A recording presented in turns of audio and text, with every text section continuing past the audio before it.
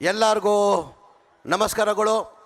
ವೇದಿಕೆ ಮೇಲೆ ಆಸೀನಿರುವ ನನ್ನ ಆತ್ಮೀಯರು, ನಿಮ್ಮ ಆತ್ಮೀಯರು ಯಾರಿರ್ಬೋದು? ಜೋರಾಗಿ ಹೇಳ್ಬೇಕು, ಕೇಳಿಸ್ತಾ ಇಲ್ಲ. ಜೋರಾಗಿ ಹೇಳಬೇಕು, ಕೇಳಿಸ್ತಾ ಇಲ್ಲ. ನನ್ನ ಅಣ್ಣ ಆದಂಥ ಡಿ ಬಾಸ್ ಆದಂಥ ದರ್ಶನ್ ಅಣ್ಣವರೇ, ಆತ್ಮೀಯರು,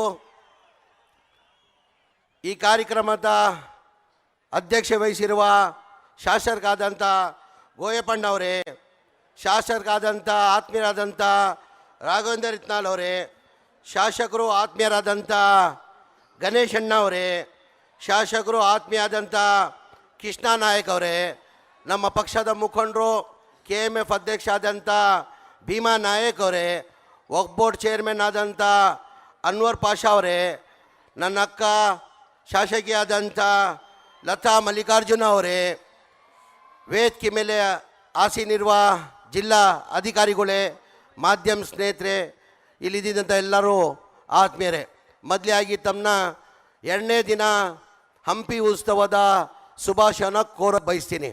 ಇವತ್ತು ಭಾಳ ಸಂತೋಷ, ಖುಷಿಯನ್ನು ನನಗೆ ತಂದಿದೆ.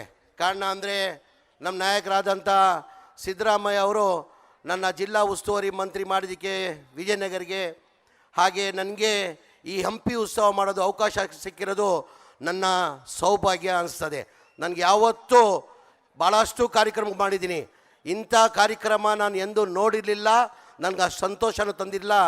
ಇವತ್ತು ಅಷ್ಟು ನನಗೆ ಸಂತೋಷನ, ಖುಷಿಯನ್ನು ತಂದಿದೆ. ಅದ್ರ ಜೊತೆಯಲ್ಲಿ ಇವತ್ತು ಡಿ ಬಾಸ್ ಬಂದಿದ್ದು ಸೋನೆ ಪೆ ಸುಹಾಗ ಅಂತೀವಿ ನಾವು. ಈಗ ವಿಜಯನಗರ ಜಿಲ್ಲೆಗೇ ಒಂಥರ ಕಳೆ ಬಂದಂಗೆ.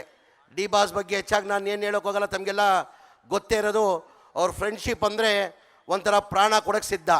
ನಾನು 1 ತಿಂಗಳ ಹಿಂದೆ ಸರ್ ಹಂಪಿ ಉತ್ಸವ ಇದೆ, ತಾವು ದಯಮಾಡಿ ಬರಬೇಕು ಅಂತ ಕೇಳ್ಕೊಂಡಿದ್ದಕ್ಕೆ, ಇಲ್ಲ ಜಮೀರ್ ಸರ್ ನಾನು ನಾನು ಬರ್ತೀನಿ, ನೀವು ಎಷ್ಟನೇ ತಾರೀಕು ಅಂತ ನಿಗದಿ ಮಾಡಿ ಡೇಟ್ ನಾನು ಬರ್ತೀನಿ ಅಂತ ಹೇಳಿದರು.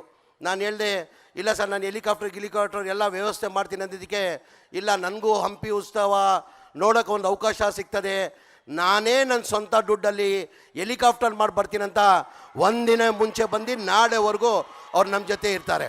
ಅಂದರೆ ಅವರು ನಿಮ್ಮೆಲ್ಲ ವಿಜಯನಗರ ಜನತೆ ಪರವಾಗಿ ನಾನು ಜಿಲ್ಲಾ ಉಸ್ತುವಾರಿ ಮಂತ್ರಿಯಾಗಿ ಅವ್ರಿಗೆ ಅಭಿನಂದನೆಗಳು, ಧನ್ಯವಾದಗಳು ಸಲ್ಲಿಸಕ್ಕೆ ಬಯಸ್ತಾ ಇದ್ದೀನಿ. ನ್ಯೂಸ್ ಫಸ್ಟ್, ನಿರ್ಭೀತಿಯಿಂದ ನಿಮ್ಮ ಪರವಾಗಿ.